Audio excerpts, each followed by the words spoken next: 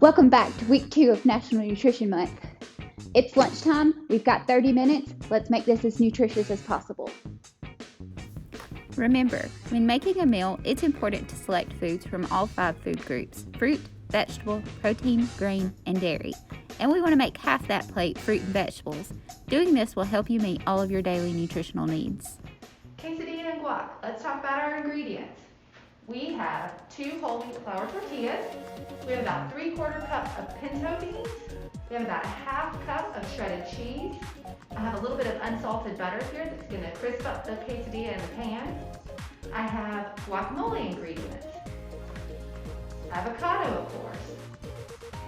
I have a whole fresh jalapeno. I have a yellow onion. I have some lime. I also have some cilantro. We'll talk about that a little bit later. Also, to season the guacamole, I have some ground cumin and I have a little bit of salt. Now when we're all done, we want to garnish our lunch. I have some salsa and I have some Greek yogurt. I like to use Greek yogurt, plain Greek yogurt, instead of sour cream. It cuts down on the saturated fat and it's a little bit of added protein. Let's get started. When we're making guacamole, the first thing we need is our avocado. Now, all the good stuff's inside, so how do we get in there?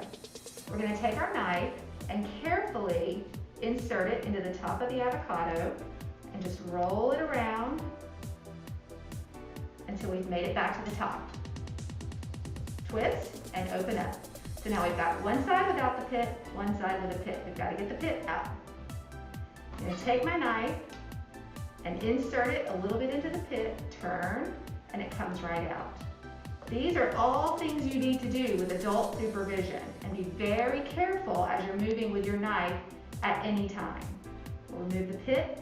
I'm not going to throw it away, I'm going to save it, because guess what? If I don't use all of my avocado and I need to store some of it, if I put the pit back inside, it'll stay fresher. Avocado oxidizes really quickly. So it will turn brown pretty fast if we don't use all of it. The pit helps. What else helps is acid. So you noticed in our ingredients a minute ago, I showed you some lime. That's part of our guacamole, not only for flavor, but also to help slow down that oxidation process. Okay, so we're back to our avocado. We're gonna scoop out all the good stuff with a spoon. See how easily that came out? Scrape it down.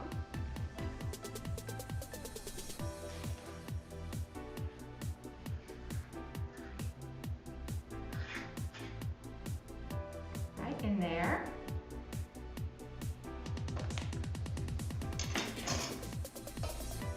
And then we'll mash it up with our fork.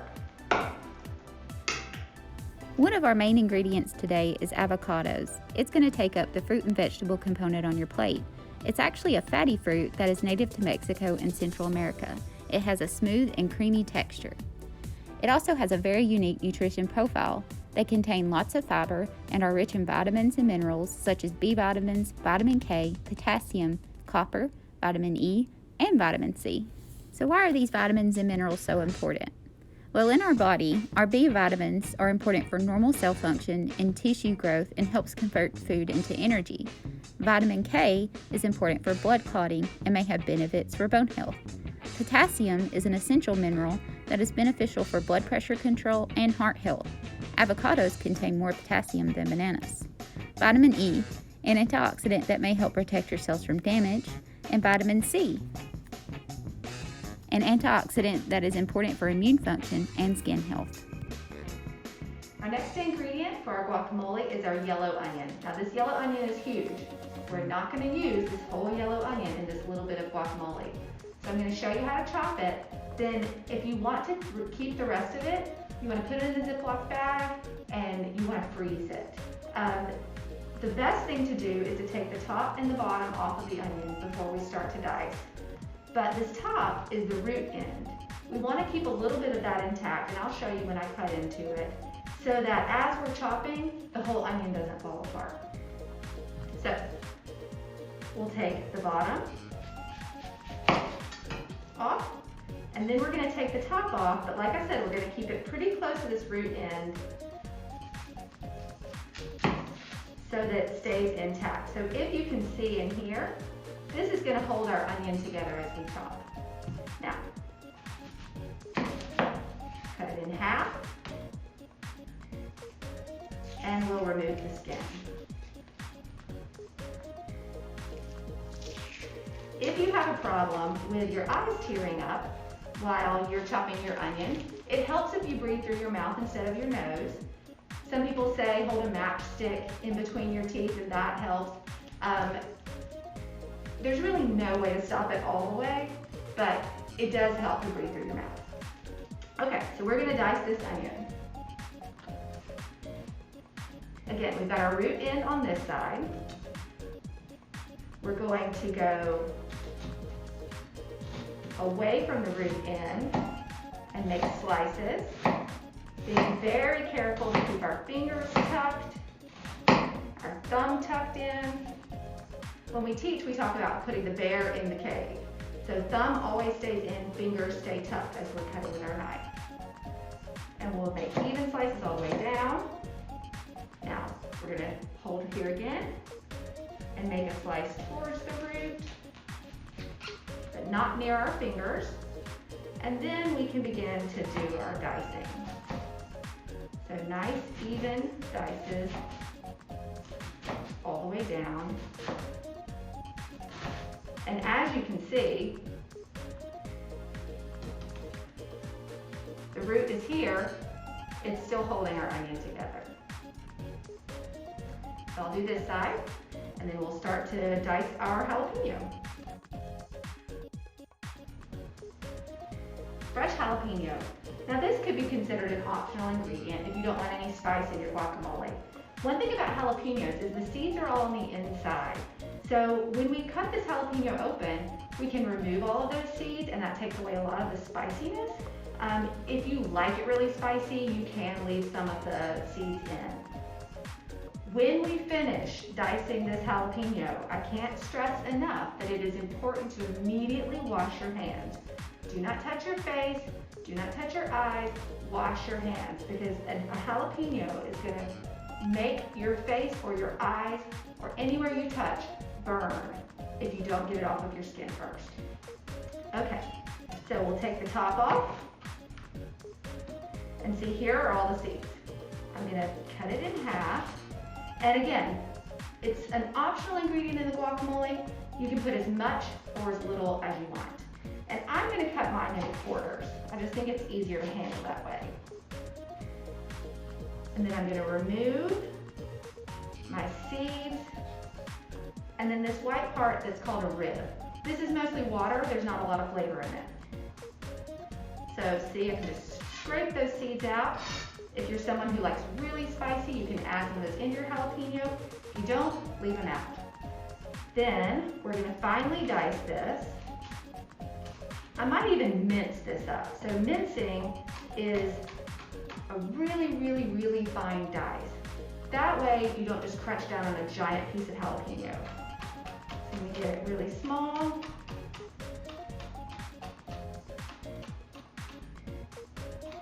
Again, I have my fingers tucked and my thumb underneath. And I'll do the rest of this jalapeno. If I want to save some, this is great in soups, in salads, anything like that. We can save any of our remaining jalapeno and use it in something later on.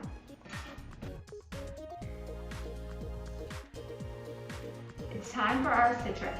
So this is the acid I was talking about that's going to add to the flavor and also make your guacamole stay brighter for longer. We're using lime. That's really traditional in this kind of cooking. And also one thing I want you to notice is that every time we chop something, we're working with a clean workspace. It makes you efficient, it makes it easier to do what you're doing, and it's just more pleasant to be in. So we're gonna take our lime, we're gonna roll it a little bit. That releases some of the juices on the inside. It'll make it easier to squeeze. And you can feel it give way a little bit under your hand. So once we've rolled it and it feels a little bit looser and easier to squeeze on the inside, we're just going to cut it in half. Now limes are great because they don't have seeds that you have to worry with. So as we squeeze it into our guacamole, we don't have to worry about whether or not we're dropping seeds like we would if we were working with a lemon. I have this handy dandy little juicer. Hands are fine, clean hands. So I'm gonna put half my lime in and squeeze it over my guacamole.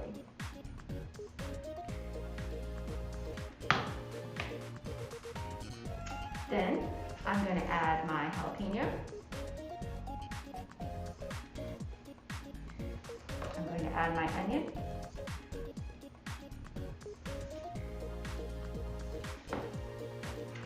And I'm going to add my other seasonings. I've got salt and ground cumin right here. Sprinkle in my salt. Guacamole is really fun because it's up to your taste buds.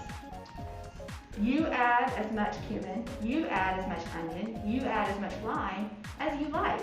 Your recipe is really just a jumping off point. And then we're gonna gently fold these together so that everything's well combined. We are on to our quesadilla. So I'm gonna turn my heat, medium, medium-high, and I have about a tablespoon of unsalted butter. You could also use pan spray. I like the way that butter crisps up the tortilla. The pan spray does a great job of toasting it as well. We're gonna put that straight into the pan, and while that heats, I'm gonna mash my beans just a little bit. This is just gonna help them kind of adhere to the quesadilla, to the tortilla shell. Our next major ingredient is pinto beans, which fits our protein component. Pinto beans are actually the most popular bean in the United States. Some vitamins and minerals found in the pinto beans are thiamine, which is a vitamin B1. It's an essential vitamin that helps your body convert food into energy. We also have iron, which is a mineral used to make hemoglobin, a vital protein that carries oxygen to all parts of the body. We also have magnesium, a mineral involved with over 600 cellular reactions in the body, from making DNA to helping your muscles contract. So we've got these just a little bit mashed. And I have my first tortilla shell here. I'm going to put my beans straight onto my tortilla shell. All this is happening while my butter is melting. Spread them around to about 3/4 of a cup.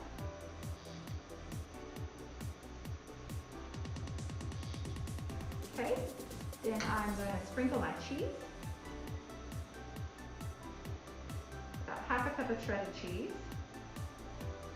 I want to make sure I get good coverage on my tortilla. The cheese is going to help one side of the tortilla stick to the other.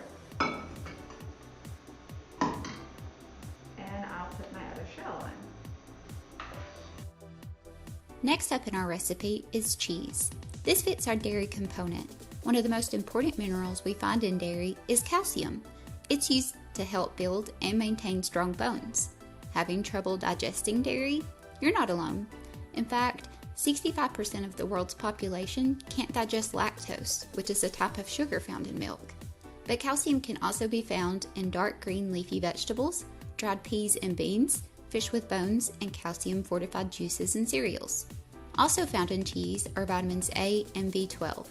Vitamin A is involved in the production and function of white blood cells, which help capture and clear bacteria and other pathogens from the bloodstream.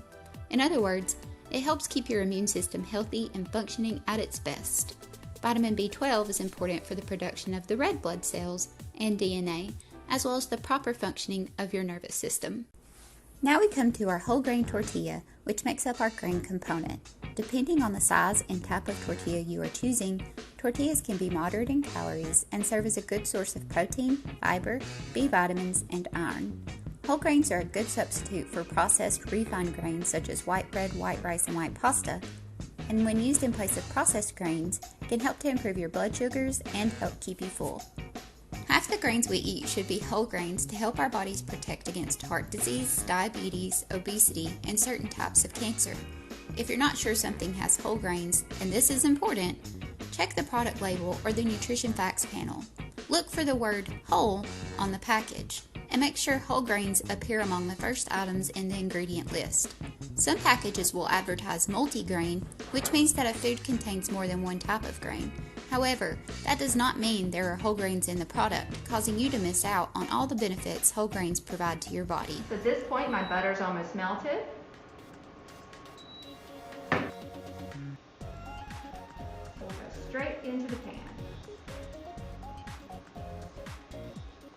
I'm going to put just a little pressure on the top of the tortilla just to kind of stick all the things together. And we'll let that bottom side toast and the cheese get nice and melty.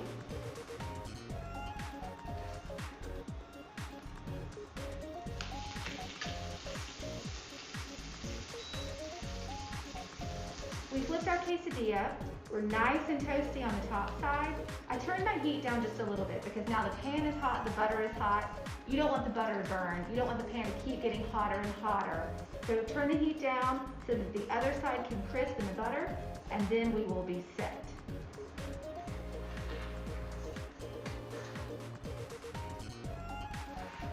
Our quesadilla is going to be 2 servings.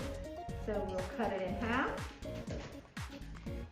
And then we'll cut it again. And I like big triangles. You can cut it down even another time if you want to. But I like to do it this size so we can use our guac right on top, our salsa, and our yogurt. Let's get ready to enjoy. Here we are with our delicious and our nutritious lunch. We have our pinto bean quesadilla. We have our guacamole that we made, some salsa, some Greek yogurt, and a little bit of extra lime for squeezing. Now I told you I was going to talk to you about cilantro. You'll notice my plate has cilantro on it. I love cilantro. Amber's plate does not. That is because in our DNA, there is something that makes cilantro taste like soap to some people. So be careful. Cilantro is great in all of these dishes if you like it. Make sure you know if you're cooking for other people, if they like it or they don't.